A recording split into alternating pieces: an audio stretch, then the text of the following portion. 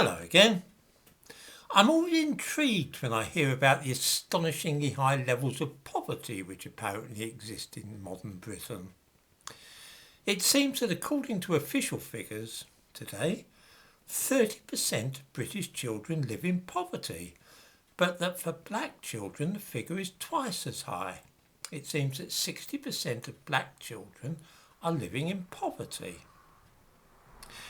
This sounds on the face of it disturbing. Before we take it too seriously though, we need to look a little more closely at what is being claimed. I give a link in the description to this video to the newspaper article which reports this. It is, needless to say, The Guardian. The first thing to remember is that poverty by today's standards is nothing at all like poverty in the past.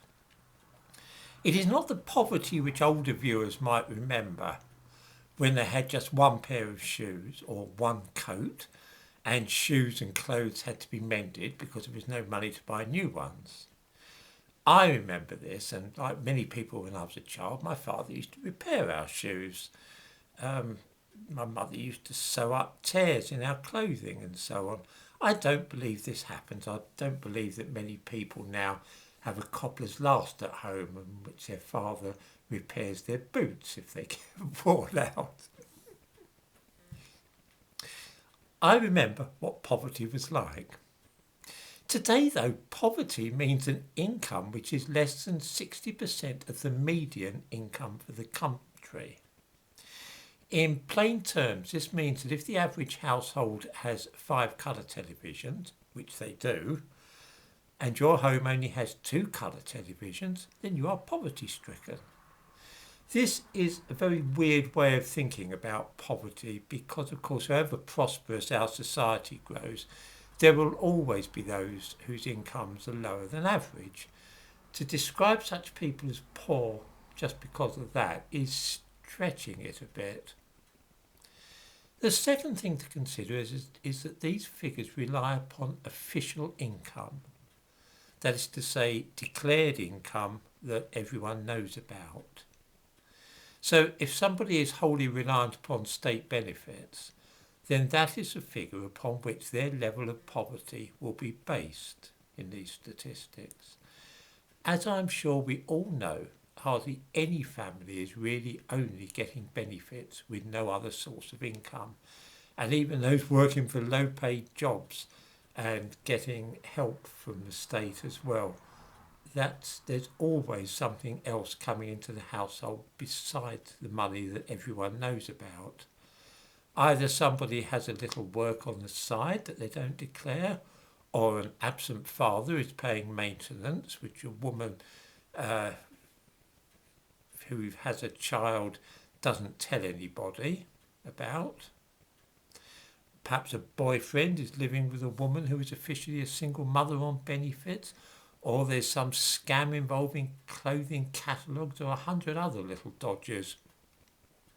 This means that the majority of those children living in homes which are below the official poverty level are actually better off than the official figures suggest. I might mention, by the way, that when I worked with deprived families in the London Borough of Hackney, and these were technically extremely deprived families, it was a matter of common observation that the black women and their children, although technically on social security, in fact had better clothes and more gold jewellery than the social workers and so on who were assigned to help them. The social workers dressed like flood victims, and the black mothers wore designer clothes and huge solid gold dollar signs on heavy gold chains around their necks. These women were, on paper, on the breadline. Looking now at the structural racism accusation shows us something very interesting as well. Let us assume for a moment that this is true and that it is racial prejudice which prevents black people and those of Asian origin from becoming well off in Britain. Why is it that the proportion of Indian children living in supposed poverty, 26%, is the same as the proportion of white children, but that the figure for Pakistanis is 55%, more than twice as high.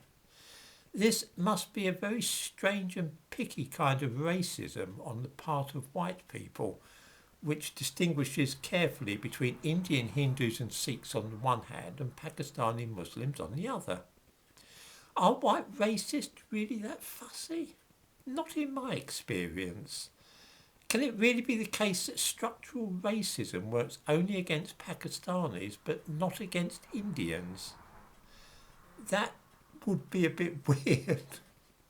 Most white people whom I have known who have a racial prejudice against people from the Indian subcontinent are not all that fussy like that.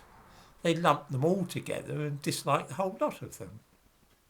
How come Indians are doing all right, but Pakistanis are not?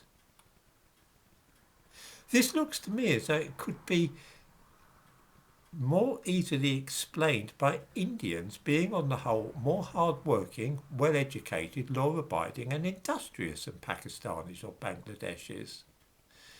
And what about children from Chinese families, only 12% of whom live in poverty? Doesn't racism discriminate against them too? How come their children are only half as likely to be poor as white children? I don't think that structural racism provides any sort of explanation for what is seen, and I'm disgusted that the Labour Party, who are playing hand in glove at the moment with The Guardian in publicising all this and putting forward the idea about racism, it's really awful that they are playing with this kind of divisive idea in the hope of gaining votes. Until we are honest about what it is which makes people wealthy or poor, there is absolutely no hope of dealing with the situation effectively.